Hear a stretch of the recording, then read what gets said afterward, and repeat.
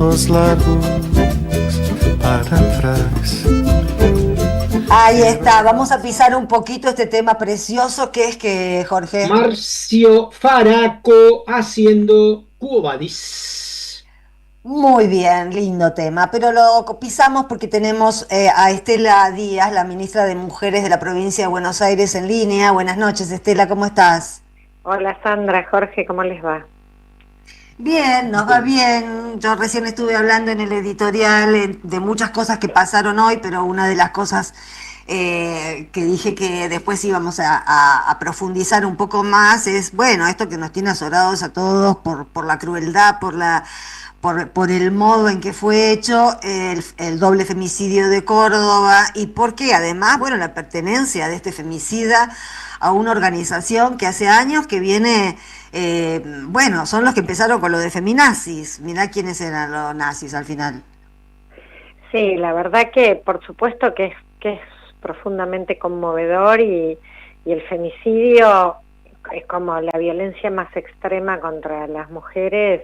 Es una problemática importante, de grandes dimensiones y que siempre nos impacta y estamos viendo, bueno, distintas situaciones que se suceden a lo largo y a lo ancho de la Argentina y que, bueno, en la medida que sigan prosperando discursos de odio, negacionistas, vaciando las políticas públicas, empeorando la calidad de vida de las personas y poniendo como régimen regular que se salve quien pueda y que aplastando con quien tenés diferencia y que es un enemigo quien tenés al lado, todo eso genera un clima de época que no favorece para nada la prevención ni la erradicación de las violencias. Así que es realmente preocupante esta situación en ese sentido, porque en este caso de la joven y su mamá que fueron víctimas de femicidio es por una persona conocida, era expareja, estaba fuera, pero es esta situación de la inmensa mayoría de los femicidios. Claro, cerca del 80%. Es alguien cercano, no es un desconocido que te agarra por la calle. Claro, y entonces ahí, ese es un aspecto, ¿no?, que está en juego, pero después esta cuestión que veíamos ahora cuando se conocía el que se presume que es el autor de este femicidio, que era un activista en Uruguay del grupo que se llamaba Varones Unidos y un pionero del planteo de las falsas denuncias, incluso que los había llevado un activista antifeminista, y miraba un poco el portal de ese grupo de Varones Unidos. Ojalá se unieran. ¿Lo estuviste mirando? Ojalá se unieran para causas mejores estas personas, ¿no? Porque era una catarata de mentiras, de cosas respecto a su expareja y a la madre de la expareja, nada absolutamente comprobable, cuando en realidad lo que había es que esta chica se había vuelto al país en el 2023 con denuncias de violencia de género, incluso con intentos de ahorcamiento que él había tenido hacia ella. Ella estaba aterrada. Yo escuché un mensaje que había dejado ahora, pocos días antes, estaba aterrada. Ella sabía que corría peligro. Exactamente, y el tema es que esta persona está legitimada por todo un sector de pensamiento que pone el eje en que las mujeres mienten, falsean. Yo digo, la estrategia más que falsa denuncia, lo que buscan es estrategias de impunidad para el abuso, para la violencia, para el femicidio. Eso es lo que quieren, impunidad para la violencia machista, para las violencias más extremas.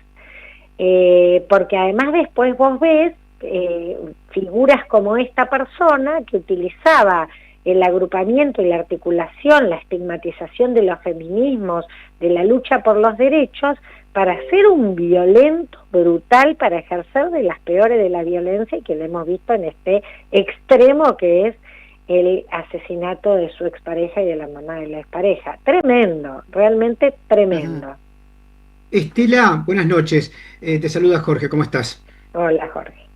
Bien. Esto también pone sobre el tapete me parece a mí, es una opinión y te la consulto a vos, el hecho de que la destrucción de las políticas públicas llevada a cabo por este gobierno neofascista contribuye a habilitar no solamente a estos personajes, sino darle cabida a sus discursos entre los jóvenes, sobre todo en relación a esta nueva onda de los streamers, donde algunos de estos discursos están siendo propagados con una impunidad enorme. Eh, ¿No te parece a vos que es funcional la destrucción de las políticas públicas, de los organismos de mujer en distintas partes del país respecto a estos sucesos? Mira, yo posteaba ayer cuando me enteré de este tema un post que tuvo como mucho impacto, pero que decía algo muy sencillo, digamos, los discursos de odio no son solo discursos, invitan a las prácticas de odio, las habilitan, las naturalizan, las justifican, las alientan. Y esto tiene muchos planos. Por supuesto, eliminar la política pública porque eliminás la protección, pero además mucha de esta gente, entre las que incluye el ministro de Justicia Cunio Libarona, el de Injusticia deberíamos llamarlo, la senadora creo que es Lozada, la vicepresidenta, promoviendo en el Senado de la Nación proyectos de ley que ellos llaman para aumentar las penas para quienes hacen falsas denuncias en casos de abuso sexual y de violencia de género, de violencia contra las mujeres. O sea que vos podés mentir en cualquier otro tipo, digo, ya hay, en nuestro país ya está tipificada la falsa denuncia y está condenada, y el falso testimonio y la falsa denuncia. Pero parece que no importa si lo haces en un homicidio, si vos falseás denuncia, un robo, si falseás denuncia cualquier cosa. El tema es en ¿por qué? ¿Por qué frente al abuso sexual y a la violencia de género? Porque quieren amedrentar, quieren asustar, quieren decir que poner en cuestión que quienes denuncian mienten, poner en entredicho la voz de quienes sufren la violencia y desalentar a la presentación, al reclamo por los derechos, y esto es absolutamente coherente con vaciar la política pública, con decir que la violencia de género no existe, con plantear que van a eliminar la figura del femicidio. Todo hace sentido. Todo junto hace sentido a esta idea de construir impunidad para el machismo, para la violencia simbólica, material y concreta, porque digo, esto también contribuye a un clima de época que se traduce en otros campos en gasear a los jubilados y las jubiladas en la plaza, en denostar a las personas con discapacidad, en poner en cuestión a los científicos y las científicas, es recortar Estado de Derecho. Eso es lo que hace sistemáticamente y de manera coherente los libertarios y todos sus pensadores, sus núcleos de pensadores que necesitan un ambiente, ¿no?, de hostilidad, de odio, de desconfianza entre las personas y de impunidad, de creciente autoritarismo y violencia. Ahora, es notable, ¿no? Porque recién te escuchaba, es cierto que cuando decimos falsas denuncias, lo más rápido que se nos viene a la cabeza son las presuntas falsas denuncias de las que hablan estos misóginos que se juntan para sembrar odio contra las mujeres.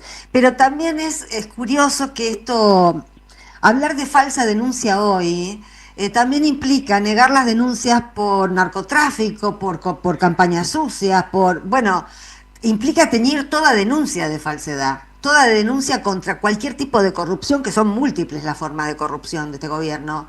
Y también implica, en tu tuit que tuvo tanto eco, vos no especificabas, Estela, el caso de Córdoba, pero todo el mundo lo entendió, porque además era un tuit hablando de qué provocan los discursos de odio, porque además ese tuit, así sin especificación, vale para cualquiera de las aberraciones que hemos presenciado en los últimos años, desde el intento de magnicidio a Cristina, hasta, no sé, como decías recién, el gaseo de los jubilados, hasta el disparo contra Pablo Grillo, en fin.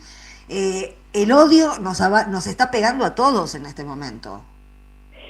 Sí, además vos imaginate que es consistente para esa operación que quieren hacer, porque para el propio presidente de la Nación, Esper es un gladiador, ¿no? Como dijo una persona, alguien que financiado, severamente demostrado que está sido financiado por una persona vinculada al lavado y al narcotráfico, y para el presidente de la Nación ese es un gladiador, alguien que decía además bala directo, ¿no? Bala, Sí. bala, Cárcel o bala. ¿no? Cárcel o bala, y después decía no bala, para el narcotráfico solo bala. Entonces, sin justicia, sin proceso, sin las... Bueno, es como un mundo al revés que nos quieren plantear todo el tiempo, y esto tiene impacto en las vidas cotidianas muy negativo. Una dice las dimensiones políticas de colocar en la escena pública un discurso tan abyecto, tan violento, tiene implicancias en todos los órdenes de la vida cotidiana y bueno, y en el deterioro de la institucionalidad, no solo por los recortes, digo, de que esto es coherente con políticas de ajuste económico, con concentrarse en los privilegios de lo más privilegiado y de la entrega feroz que están haciendo para la Argentina, porque la verdad que da miedo el viaje del presidente y la intervención directa sobre la moneda nuestra que hace directamente el secretario del Tesoro. Ahora el ministro de Economía y el secretario del Tesoro de Estados Unidos es prácticamente lo mismo. Entonces hay una coherencia en la entrega económica y la violencia, el autoritarismo y la desconfianza y el deterioro de la institucionalidad. Todo eso están atacando y eso tiene impactos en las vidas cotidianas. Las personas viven un sálvese quien pueda, y allí vemos, bueno, estas formas extremas, dolorosas, terribles, como el hecho de este femicidio que ocurrió en Córdoba. Bueno, esperemos que todo el mundo que nos escucha, bueno, que los compatriotas, ¿no? Y las compatriotas vayan tomando nota de estas cosas, porque es muy obvio lo que está pasando, es muy obvio, y es muy salvaje, es muy brutalista lo que está pasando. Sí, a ver, en la provincia de Buenos Aires lo hemos podido ver, digo, porque además, bueno, digo, tuvimos elecciones el 7 de septiembre y el pueblo de la provincia, nosotras lo vemos en general en nuestro trabajo, porque siempre, como dice Axel, a nosotros nos piden más Estado, no menos, nos piden mejor, claro, más calidad, más eficiente, entonces que haya más seguridad, que haya más educación, más salud, espacios para inclusión, para atender a nuestros pibes, a nuestras pibas con los temas de consumo, de salud mental. Nos piden más Estado la gente, y claro, de hecho cuando hubo que votar el 7 de septiembre dijeron no, fue contundente el rechazo a esto. Digo, esperemos que sigamos en ese camino el 26 de octubre y que podamos seguir el camino de reconstrucción de un proyecto que tiene que convocar a amplias mayorías, porque la reconstrucción de la Argentina va a ser muy difícil. Muy realmente difícil, sí, muy difícil. Además están haciendo todo así porque quieren dejar un caballo de Troya, ¿no? Para que este país no pueda remontar más, así que... Campo minado, diría, ¿no? Dejan campo minado.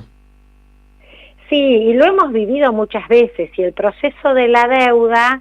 leía en alguna de las notas que uno veía estos días, es como son parte de las guerras, ¿no? No necesitan, Jorge Tayana lo decía en una entrevista, no necesitan ocupaciones militares ni golpes militares, digamos, las deudas terminan teniendo esa función también.